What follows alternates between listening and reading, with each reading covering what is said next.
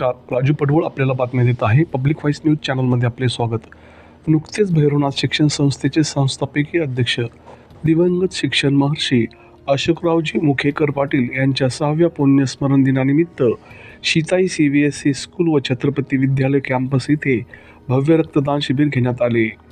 कार्यक्रमास प्रमुख पाहुणे म्हणून विरोधी पक्षनेते अंबादास दानवे, सचिव वंदनाताई मुखेकर तसेच भैरवनाथ शिक्षण संस्थेचे अध्यक्ष डॉक्टर धनंजय पाटील मुखेकर व शिक्षक शिक्षकेतर कर्मचाऱ्यांची उपस्थिती होती.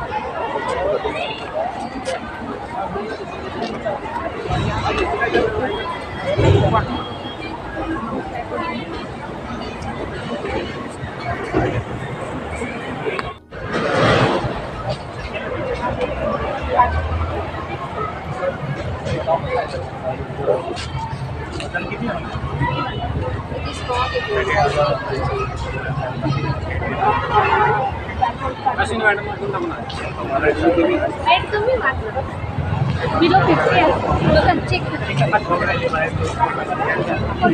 I need just the first shade. हो का? वाटलंच मला कसं काय कमी झालं. Okay.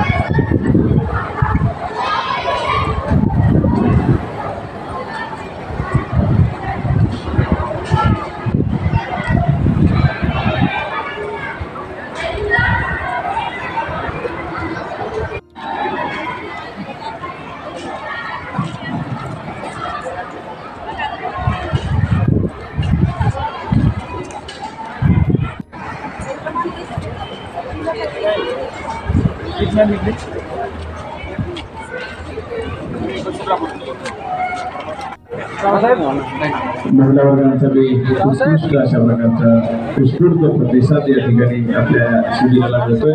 एक आनंदाची आणि कौतुकाची बाब आहे.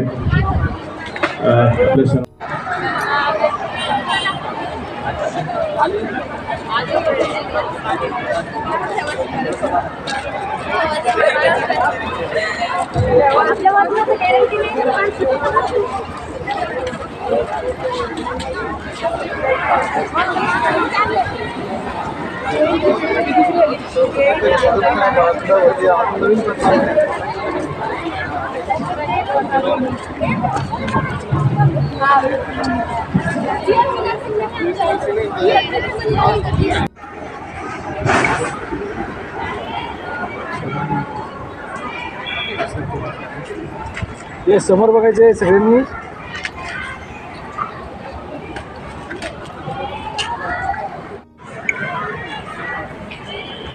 मी